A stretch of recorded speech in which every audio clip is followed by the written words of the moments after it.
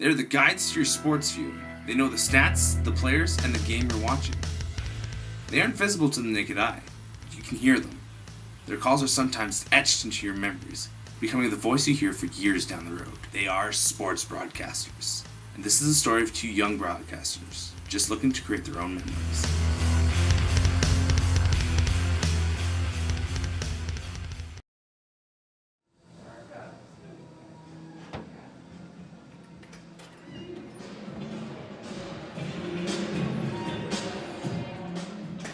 Meet Josh, SAIT graduate, and currently the voice for basketball at SAIT.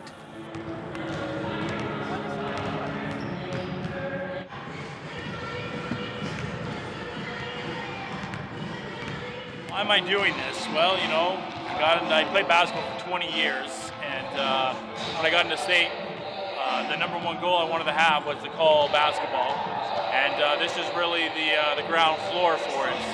I love basketball my entire life. I've played it, I've coached it, and now I get to call the action. It's really a dream come true, really.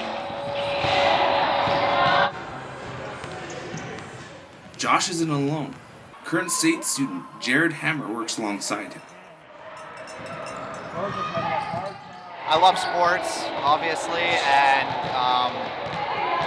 since I can't play sports anymore or as much as I'd like, it's nice to be able to sit down and watch and talk about it as well. So just really, I guess, my love for sports. Will Ron Con Adrian as the head coach. Before game, I will go over the players' names. I'll read them out loud. I will go and check their stats out, reading over the names, reading the cities they're from. And yeah, a big part of it as well is looking at the stats, who's leading the scoring, who's leading threes. Most of the time I know where our girls or guys from SAIT are, but it's seeing where the away team, where their players later, they have a player in the top 10 in scoring or threes or whatnot, then you kind of zero in on that player during the game. It's much like you had an NBA game and you're watching the game, you'll zero in LeBron, you'll say, oh, LeBron's doing a lot of stuff. And then you also kind of look at the lesser players, like a Matt Dellavedova on the Cavs, and be like, he's doing good stuff and he's heating up and whatnot.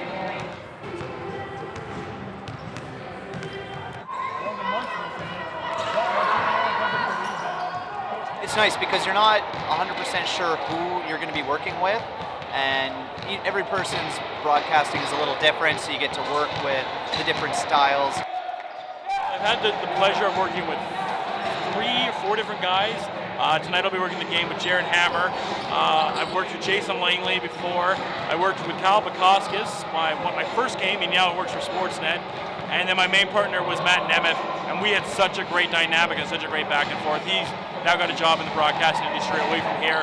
So unfortunately we can't go head to head. We had a really good dynamic, a really good back and forth. And now I'm just kind of starting to gel with some of these other guys and learn some of their tendencies. But what I find with the basketball and volleyball is you're working with people that care a lot about each sport. Where, like I said earlier, everyone wants to do hockey, but the basketball and volleyball, you've got the select group that just really likes volleyball or basketball and really cares about it, so you get a nice broadcast. Much like the athletes, a sports broadcaster must prepare themselves for the game ahead.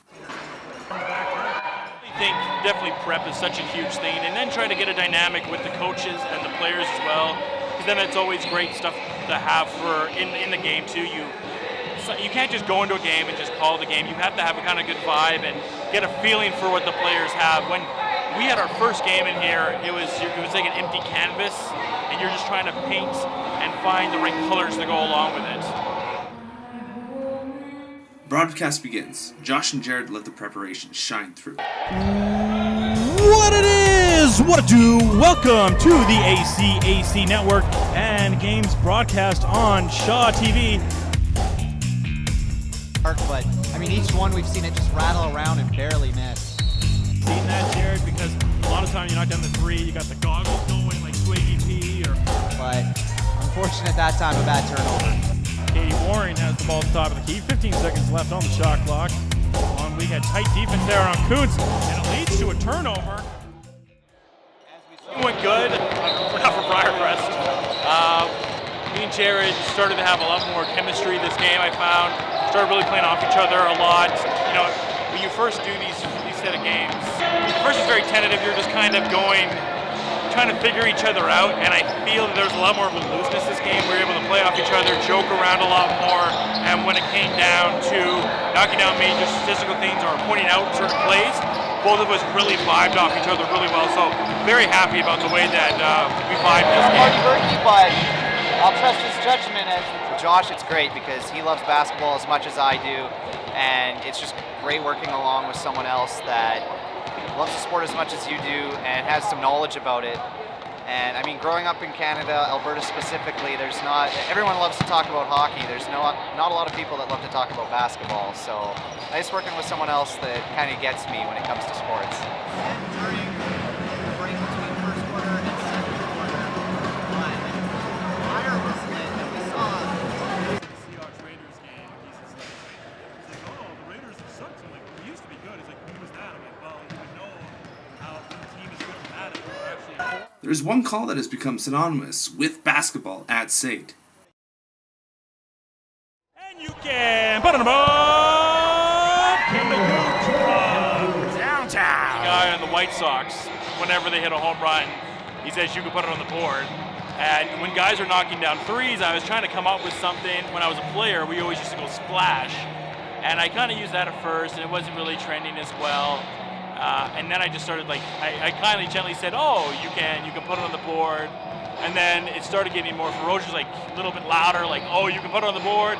And now it's just really its own entity where it's, you can put it on the board. And then after it, I'll add the player's name with kind of ferocity to it. So if someone on the Trojans had a three, let's say Craig Adamson got a three, it'd be like, you can put it on the board. Craig Adamson from downtown. So a little bit like Vince McMahon, 1995 announcer, WWE inspired on that last part to add a little bit of aggression to it.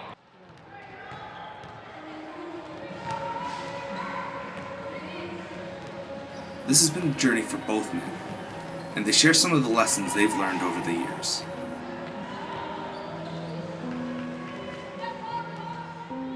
Just don't limit yourself to one path. Try as much as you can. Even if you're not as comfortable with it, just try it out because you never know.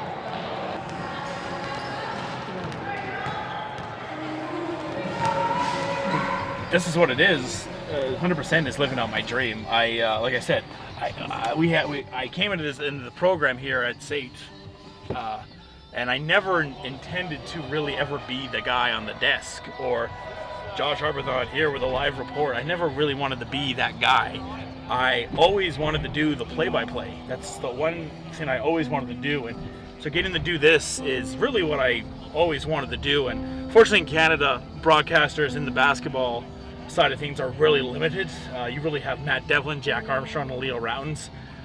Just because Canada and basketball aren't really the biggest, they don't really go together like peanut butter and jelly.